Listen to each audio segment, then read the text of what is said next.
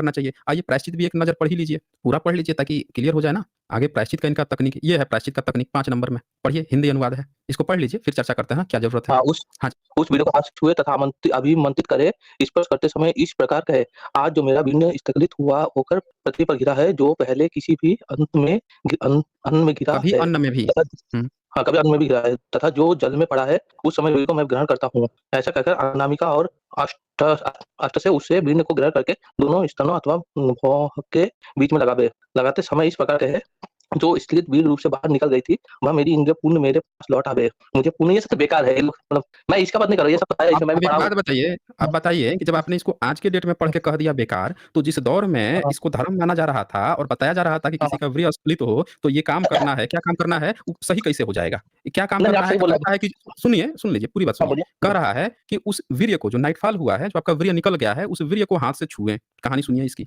ऋषि मुनियों का ज्ञान देखिए, उपनिषद, बगल में बैठ के पढ़ाने का ज्ञान। आपका नाइटफॉल हो गया है, तो आपका धर्म क्या कहता है कि उस वीर्य को हाथ से छुए तथा अभिमंत्रित करें। मंत्र पढ़ना है भाई। क्या? स्पर्श करते समय इस प्रकार कहें। अब जैसे आप जाएँगे उसको छूने के लिए, तो उसको छूते हुए आपको ऐसे कहना है। कैसे कहना है?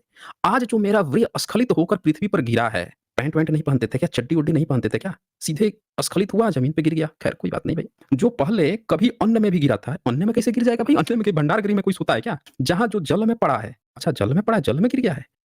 इस वीर्य को मैं ग्रहण करता हूँ। अरे भैया वीर्य को कैसे ग्रहण करोगे भाई? छू रहा है, कह रहा है ग्रहण करता हूँ। आगे सुनिए। ऐसा कहकर अनामिका, अनामिका समझते हैं छोटी उँगली और अंगुष्ठ, अंगूठे से उस वीर्य को ग्रहण करके मतलब पकड़ के या जो भी सटा के जैसे क्या कह रहा है यार ये देखें। ग्रहण करके दोनों स्तनों, स्तनों चले वीर्य गिरा है किसका वीर्य यार? वीर्य तो पुरुष में होता है। खैर स्तन लिख दिया है जो भी लिखा हो। दोनों स्तनों तथा भौहों के बीच में लगा लीजिए भाई टीका करवा रहा है वीर्य से। कट्टर नास्तिक कह रहा है कि अपना उसको छूना है, छू के उसको टीका लगाइए भाई छाती के बीच में, स्तन के बीच में और माथे के बीच में लगाइए। बताइए कौन सा ज्ञान था भाई ऋषि मुनियों का? कौन सा ज्ञान था जो उस समय इसकी इतनी सख्त जरूरत थी कि इसको उपनिषद में संकलित करके लिखा गया? आज भी अनुवाद करके बिक रहा है। गीता प्रेस गोरखपुर से वृहदारण्यक उपनिषद कोई भी उठा के पढ़ लीजिए भाई। और सुनिए फिर आके लिखता है जो स्खलित वीर्य के रूप में बाहर निकल गई थी, वह मेरी इंद्रिय पुनः मेरे पास लौट आवे। अरे भैया वो निकल गया है, टूथपेस्ट से निकल जाता है फिर घुसा दोगे क्या भीतर? कह रहा है मेरे पास लौट आवे। मुझे पुनः तेज और पुनः सौभाग्य की प्राप्ति हो। अग्नि ही जिसके स्थान है, वे देवगण पुनः मेरे शरीर में उस वीर्य को यथास्थान स्थापित कर दें। अब बताइए ये कौन से ऋषि इतने कर्तव्य थे, इतने ज्ञानी विज्ञानी थे, कौन इतने विद्वान थे जो